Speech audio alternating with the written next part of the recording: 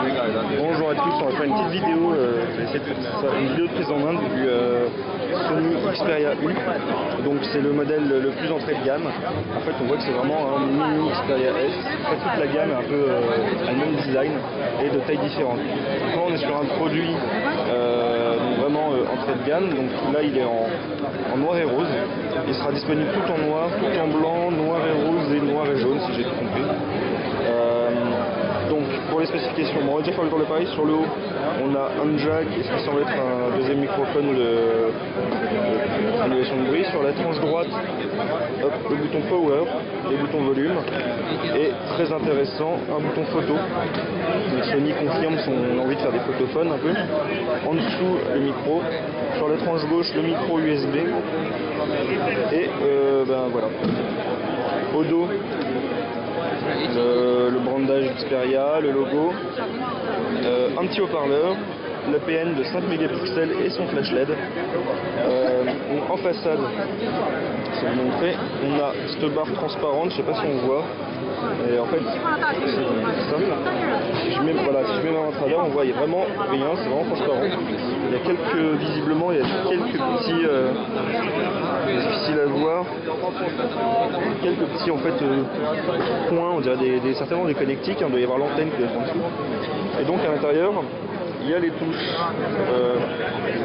Home, menu, retour. Mais en fait, c'est juste un affichage, les touches sont tactiles et au-dessus, signalées par juste des petits points. Donc, l'appareil dispose d'un écran de 3,5 pouces en QVGA, donc si vous fermez les spécifications, ça va être du 854 par 480.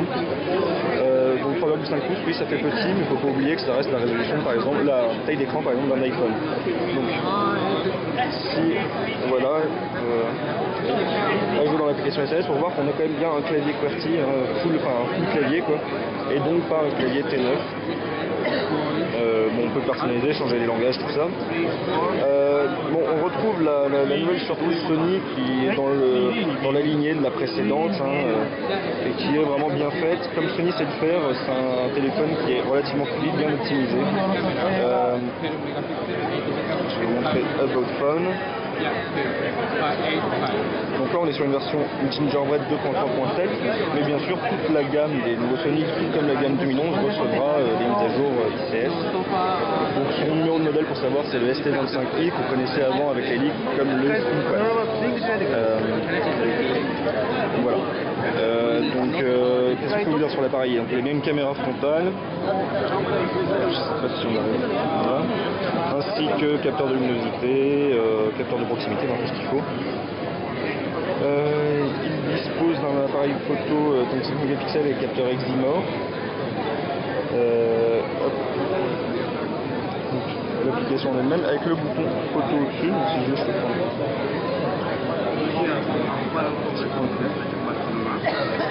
Voilà, détection des visages.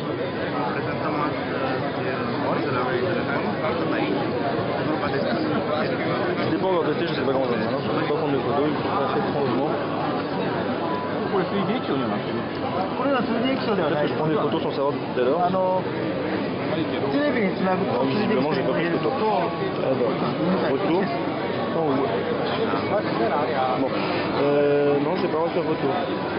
Mon téléphone est un petit peu plus là.